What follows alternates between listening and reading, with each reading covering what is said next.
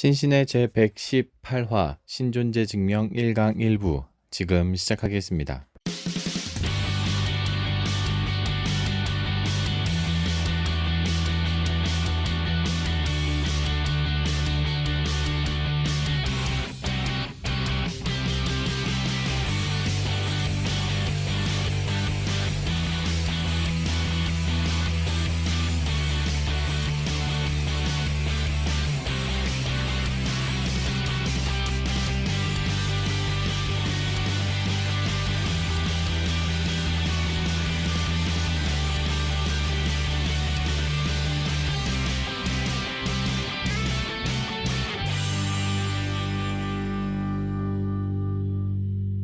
팟캐스트 저희 신신의 또 이번에 시작해 보겠습니다.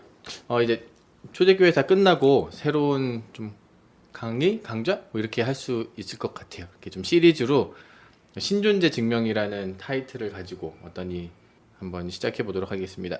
네, 박태순 목사님 나오셨습니다. 예, 안녕하세요. 네, 이번엔 시리즈네요. 예, 시리즈입니다. 이번엔 시리즈. 예. 근데 구약하고는 좀 다른 주제인 것 같아요. 주로 왜 해주셨던 게 구약과 관련된 예. 뭐라 그럴까? 뭐 약간 역사적 예수도 그러셨긴 저의 전문 했지만. 분야는 아닌 것 같긴 한데 목사의 전문 분야라고 볼 수 있겠습니다. 목회. 이건 네, 약간 목회적 요소? 교회론적이라고 할 수 있나요? 제가 이제 목사님 일반 사람들도 만나기도 하고 이제 말 그대로 성도님들이죠. 교인들도 만나기도 하고 목사님들하고도 교제를 해보면 교인들이 하나님이 있는지 없는지에 대한 기본적인 정보가 좀 부족하다는 생각이 좀 있고요. 뭐 그래도 열심히 신앙생활 하시는 면에서는 굉장히 좋죠. 근데 의외로 목사님들이 그런 없는 분들이 좀 있습니다. 목회를 하시지만 네. 신이 있는지 없는지 확신이 없거나 아니면 심지어 없다고도 말씀하시는 분도 있어요. 근데 왜 지금 뭐 저의 나이대보다는 네. 한 지금 5, 60대 정도 된 목사님들은 예. 왜 나름 그 당시 분위기가 예. 왜 기도원에서 하나님을 만나거나 음. 뭔가 개인적인 체험이 있어서 예. 이렇게 목회자가 되겠다고 결심한 분들이 좀 많이 있잖아요. 예, 그렇죠. 근데 그런 분들도 설명을 못하는 것과 안 믿는 네. 건 다른 거잖아요. 예. 근데 안 믿는다? 그런 분들도 안 믿는다는 거죠. 예. 그러니까 지금 말씀하신 그러니까 오히려 예전 목사님들은 네. 경험과 체험이 있잖아요. 그렇죠. 그러니까 굳이 뭐 예. 그 설명 어떻게 할 거냐 그건 아니더라도 근데 이제 그런 어떻게 보면 흔히 말하는 기도원 신학이 그쵸. 사라지고 난 다음에는 신학교 신학이잖아요, 말 그대로. 네. 근데 신학교 신학에서는 그것도 없는 거죠. 체험도 없고 경험도 없고 논리도 없고. 그러면 목회자는 왜 되는 거예요? 그러니까 그건 궁금해요. 그런 것도 없는 상태에서 이제 엄마가 가라고 했으니까 엄마가 가라고 가서 했으니까. 그게 굉장히 자연스러운 거죠. 그래요? 그렇게 있다고 생각했는데 막상 어떤 누군가 질문을 던져서 하나님이 있냐 신이 있냐라고 논리적으로 접근을 하면 나는 생각해 본 적이 없는데가 되는 거죠. 그런 것에 대해서. 그렇게 보면은 네. 그냥 아예 신인이라는 것에 대한 스스로의 어떤 정립? 정립이 없는 생각해볼 필요가 생각해- 생각을 해볼 그쵸. 기회가 없었겠다요. 네. 아. 그냥 교회 다녔고 신학교 갔고 안수 받았고 그리고 교회에서 뭐 누가 목사님 하나님이 있는지 없는지 설교 때 잘 안 하잖아요. 네네. 예, 그러니까 그런 생각 없이 그냥 신앙생활 목회도 어떻게 보면 그렇게 하시기도 하고 또 요즘에는 이제 목회가 자체가 힘들다 보니까 네. 하나님 없는 것 같다. 그렇기도 하고요. 또 본인 스스로도 실망을 한 거죠. 교회에서 일어난 여러 가지 일 때문에 그렇죠. 실망을 하는 거죠. 처음 들으시는 분들은 좀 아이러니할 수도 있을 것 같아요. 왜냐면 교회 다닌다는 것 자체가 신을 만나기 위한 하나님을 만나기 위한 장소이며 시간인데 그 근본 자체가 잘 안 돼 있다? 네. 그 근본 자체가 없다라고 하면 뭐라 그럴까 이게 아기가 안 맞는다? 그런 그렇죠. 생각이 당연히 들 수 있죠. 생각도 안 해보실 것 같아요. 그 면에 있어서. 그리고 또 하나는 믿기는 믿는데 요즘에는 신의 존재에 대해서 없다고 공격하는 사람들이 분야별로 그렇죠. 많잖아요. 뭐 과학이건 철학이건 그러다 보니까 그게 이제 그런 책을이나 정보를 접하게 되면 두려운 거죠. 내 신앙이 이제 무너질까봐. 그래서 아예 관심을 안 갖는 거예요. 거꾸로 말하면. 뭐 안 보고 안 들으면 되는 거니까. 옛날에 뭐 리차드 도킨슨 책이 예. 나올 때마다 그냥 그걸 안 보고 회피한 그렇죠. 것처럼. 안 보면 되니까. 음. 그러면서 이제 속으로는 사실은 속 깊은 곳엔 떨림이 있는 거죠. 내가 혹시 신이 없는 걸 믿고 있는 게 아닌가라고 하는. 아. 예. 그래서 자기 신앙에 대한 자신감이 없는 거예요. 쉬운 말로 말해서. 옛날에 누가 그런 예. 얘기 했었던 것 같아요. 그러니까 진실을 바라보는 마주치기에는 약간 두려운 그런 것들. 예. 그러니까 그 진리가 혹은 진실이 뭐가 되었던지 간에 그냥 회피하면은 마음 편한 거잖아요. 그렇죠. 편하죠. 내가 예. 진짜 믿고 있는지 안 믿고 있는지 내가 그냥 믿고 있다고 생각하고 그냥 넘어가 버리면은 내가 부족함을 갖고 있다라는 사실을 몰라도 되니까. 네. 그리고 이제 그런 사람들끼리 모여 있으면 그냥 안전하잖아요. 그치. 그럼 그 말이 맞네요. 안전하니까. 거기는 네. 안전하니까. 그래서 많은 사람들이 시인의 존재를 부정하는 여러 가지 논리들과 지식들을 갖고 있는데 그 지식들에 대해서 깊이 이제 솔직하게 접근을 안 해보기 때문에 네. 자기를 계속 속이고 있는 거죠. 사실은 자기를 속이고 그러니까 신에 대한 어떤 감정도 경험도 없는 상태였다가 네. 지식도 없고 그러니까 더 연약한 거죠. 신앙이 아주 뜨거운 경험을 했다고 하면 그걸로라도 갈 텐데 그것도 아니었고 예. 또 신학교에서조차도 신이 있냐 없냐에 대한 논의도 안 해본 분들이 많아요. 신학교에서 그런 과목이 믿고 왔다고 생각을 했어. 그렇죠. 그러니까요. 예. 그러면 신학교에서 뭘 공부를 한 거지 이제 물어보면 지금 신학교는 목사가 되기 위한 거잖아요. 어떻게 보면 그렇죠. 그냥 과정. 과정이니까 그러다 보니까 굳이 그걸 왜 물어보지? 그렇게 되는 거죠. 하나님 믿으신 게 당연하잖아. 너 안 믿어? 이렇게 되는 거니까 믿지. 그럼 더 이상 할 필요가 없는 거예요. 그 논의를. 궁금하네. 네. 지금이 그런 거예요? 아니면 옛날 중세나 이런 데서도 안 했었던 거예요? 아니면 그때는 했었던 거예요? 계속 했죠. 신에 대한 이야기는 계속 해왔죠. 그러니까 지금 말씀하신 것처럼 네. 지금 신학교는 그거에 대한 특별한 과목이라든지 그거에 대한 이야기가 많이 없었는데 중세 때나 혹은 몇백 년 전만 오히려 해도 많았죠. 오히려 그때는 더 예, 많았어요. 그러니까 이 신조직명은 그 아주 초기부터 교회 초기부터 있었던 거고. 근데 제가 하여간 만나본 목회자들 많은 분들이 의외로 신학교에서 안 배웠다는 거예요. 그러네요. 그래서, 지금 생각해 보니까 그냥 하나님 뭐 간단하게 얘기해서 뭐 토마스 아퀴나스가 뭐 얘기했고 뭐 부동의 예, 원자? 뭐 부동의 원자 뭐 이런 예. 식으로 하면서 이제 뭐 제1원자 뭐 이렇게 절대로 움직이지 네. 않는 뭐 이런 것들 얘기하면서 그런 사람들이 그런 얘기를 했대라고 넘어가는 거죠. 그러니까 전제는 이미 하나님은 계시고 예. 그 하나님을 어떻게 설명할까라는 어떤 짧은 소개로 예. 넘어갔는데 지금 말씀하시는 거는 그 근본적인 하나님이 진짜 있냐 없냐 거기서부터 시작해 보자는 말씀이신 그쵸. 거잖아요. 그러니까 그리고 있다고 믿는 사람들끼리 모여서 그냥 서로 이렇게 있지라고 긍정적으로만 대답할 것이 아니라 없다고 말하는 사람들의 논리를 가져와서 네. 그 논리를 파고들어 봐야 되거든요.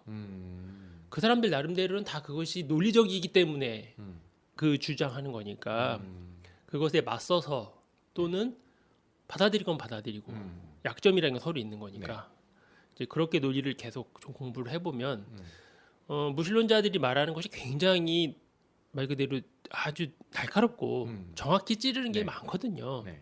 그러니까 그것에 대해서 생각을 계속 해봐야 되거든요. 어떻게 내가 반론을 펼칠 것이냐, 저 무식한 놈들이라고만 할 것이 아니라, 맞다, 저 사람들 논리가. 그러면 이제 그 다음에는 그럼 유신론자들은 어떤 면에서 그 사람들의 논리를 반박하고 있는 건지, 그거를 계속 이제 책을 읽고 또 나름대로 생각을 하면서 자기만의 논리를 가져야 되는 거거든요. 내가 하나님 있다고 생각하는 것에 대해서. 근데 그 과정이 좀 생략돼 있는 거죠. 그러니까 신이 없다고 말하는 사람들 안 보면 되는 거고, 네네. 그죠? 그러니까 안전하다 생각하니까 굳이 신이 있다고는 논리를 내가 또 굳이 발전시킬 필요도 없는 거고. 저희가 왜 새신자를 교회는 새신자가 이렇게 등록을 하잖아요. 네. 옛날이라고 하기까진 뭐하지만 좀 많이 봤었던 것 중에 하나가 뭐 부흥회를 가서 뒤집어져서 등록한다거나 네. 친구가 전도해서 거기서 뭐 좀 다니다 보니까 재밌어서 등록을 한다거나 이런 것들이 좀 많이 있었었거든요. 근데 개인적으로 신을 생각해서 신은 있는 것 같아. 그리고 기독교가 말한 하나님이 이게 더 적절한 것 같아. 라고 해서 등록하는 비율은 거의 없겠죠. 좀 적겠죠. 그죠? 적겠죠. 그러니까 저는 이제 그럼에도 불구하고 네.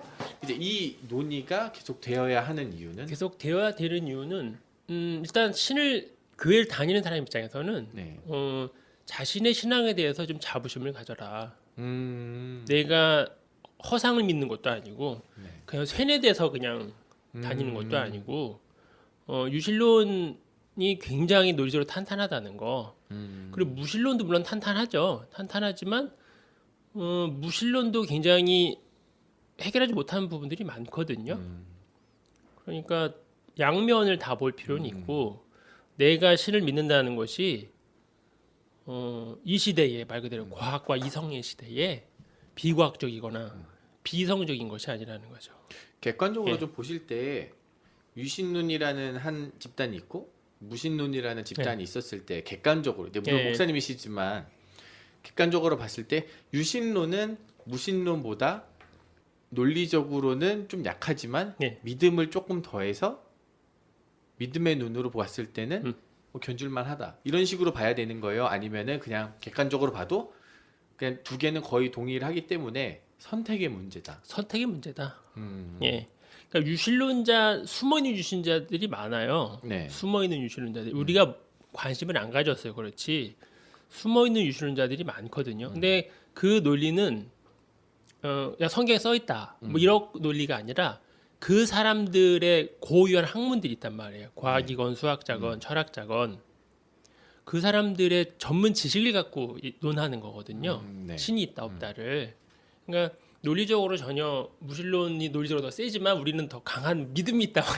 그게 아니라 둘 다 논리적이다. 근데 결론적으로 그럼 마지막에 어떻게 선택할 것이냐?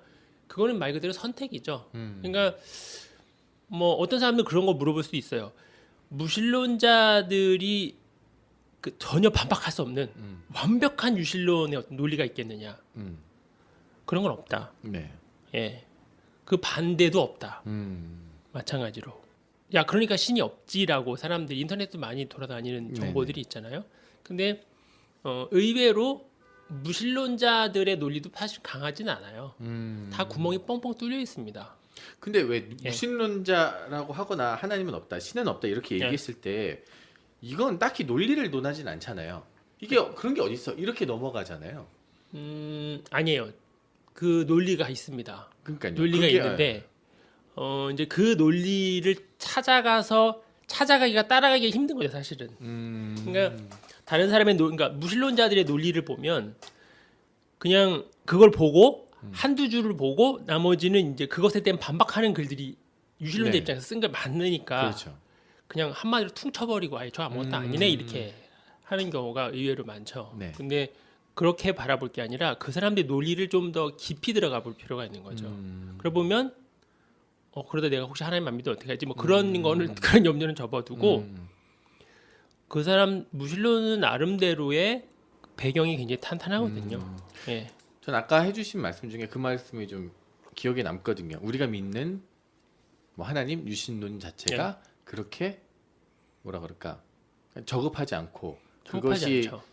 반이성적인 것도 네. 아니고 몰상식하지도 않고 비과학적이지도 않고 자신감을 가져도 된다. 자신감과 자부심을 충분히 가질 필요가 있다. 음, 예, 그냥 성경 펴놓고 네. 그냥 우리가 성경 펴놓고 성경에 써 있으니까 맞다라고 하는 그렇죠. 게 아니라는 거죠. 각각 각 분야의 학자들이 전문가들이 자기들의 전문 지식을 갖고 신이 있음을 증명하는 거거든요. 그러한 사람들 그런 책과 정보를 접해 보면 그냥 요즘에 네. 교회라고 하는 어떤 교회 단체 또 교회를 다니는 그리스도인들이 그냥 막 욕을 많이 먹잖아요. 그렇죠. 그럼에도 불구하고 교회가 문을 안 닫는 이유가 있다는 거예요. 그냥 그러니까 왜냐면 그냥 이 사람들이 교회 다니는 사람들끼리 뻑뻑 우기니까 그냥 뭐 네. 가능하다든지 아니면 교인들은 논리는 부족하지만 뭐 사랑이 많아서 봉사 활동을 잘하니까 괜찮다라고 그것이 아니라는 거죠. 그것도 있지만 신이 있다고 하는 것에 대해서 계속 많은 학자들이 정보를 제공해주고 지식을 주고, 예. 그리고 무신론자들의 논리가 어떤 면에서 부족한지를 계속 알려주고 있거든요. 예.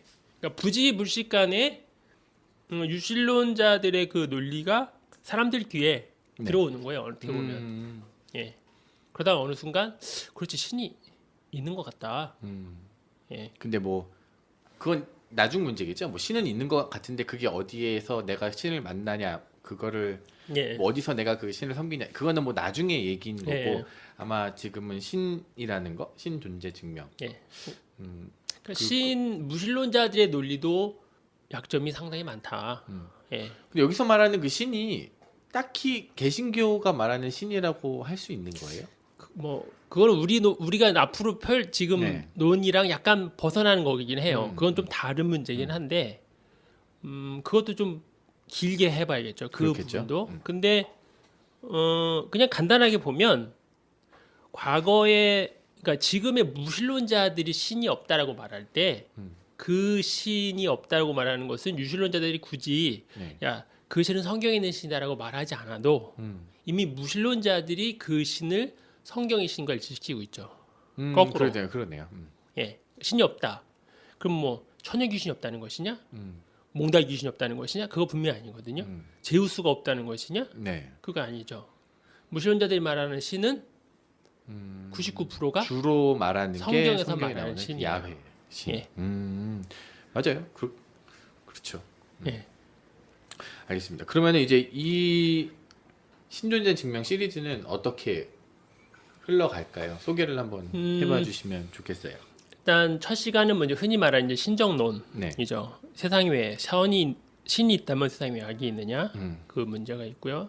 그리고 이제 대표적인 게 신이 존재한다고 하는 논쟁이 크게 네 가지가 있습니다. 네.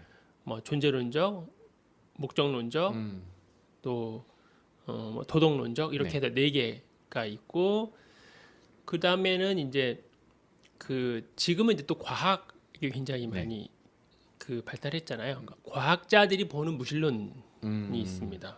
그리고 또 동시에 과학자들이 보는 유신론도 있어요. 예. 그래서 뭐 자기 나름대로 유신론은 신이 있다고 믿는 사람들도 있고 또 그 반대도 있죠. 나는 신이 없다고 보는 사람도 있는데 사실은 그 큰 틀 네 개 안에 거의 어디든 다 들어갑니다. 예, 어디든 들어가요. 그래서 좀 딱딱한 제목이긴 하지만 그 네 개 안에 거의 다 들어간다. 예. 그러면 오늘 이제 첫 시간인데 저희는 이제 어떤 주제를 다뤄보게 되나요? 세상에 신이 있다면 왜 이렇게 고통스러우냐? 이거는 그것이 양쪽에 다 하는 질문이겠네요. 무신론자들은 야 세상이 이렇게 악한데 신이 어딨어? 라고 주장할 것이고 그리고 그거에 대한 반박으로 유신론자들은 이렇기 때문에 신은 존재하는 거야 라고 대답을 해야 되는 거예요. 예. 그 무신론자들이 가장 많이 인용하는 말이 이 말이에요. 신이 악을 예방하고 싶지만 할 수 없는가? 그렇다면 그는 전능하지 않다. 그는 예방할 수는 있지만 그렇게 할 마음이 없는가? 그렇다면 그는 자유롭지 않다. 그가 능력도 있고 마음도 있는가? 그렇다면 악은 어디에서 오는가? 네. 사실 이 이야기를 기독교인들이 들으면 할 말이 없습니다. 그런 거 같죠. 그렇죠? 네. 그러면 이 한 줄로 기독교의 유신론은 박살이 날 것이냐 네. 하는데 이 유명한 말은 이제 기원전 4세기 그리스 철학자 에피쿠로스가 한 얘기입니다. 네. 여기서 에피쿠로스가 말하는 신은 기독교에서 말하는 신은 아니에요. 일단 네. 아직 이 그리스가 기독교를 아직은 받아들이지 않았을 때. 접점이 없었기 접하지 때문에 않았을 때. 근데 이거를 지금은 이제 무신론자들은 이 신을 당연히 성경에 있는 신으로 생각을 하고서 네. 얘기를 하죠. 일단 거기서 일단 핀트가 한번 어긋나는 거죠. 그리고 이 그리스 철학자들이 신에 대해서 얘기할 때 거기 그 당시에는 다신론 세계였잖아요. 그래서 철학자들이 생각하는 신과 일반 사람들이 생각하는 신이 좀 달랐어요. 네. 그래서 일반 사람들은 이제 그리스에 신이 엄청 많잖아요. 그렇죠.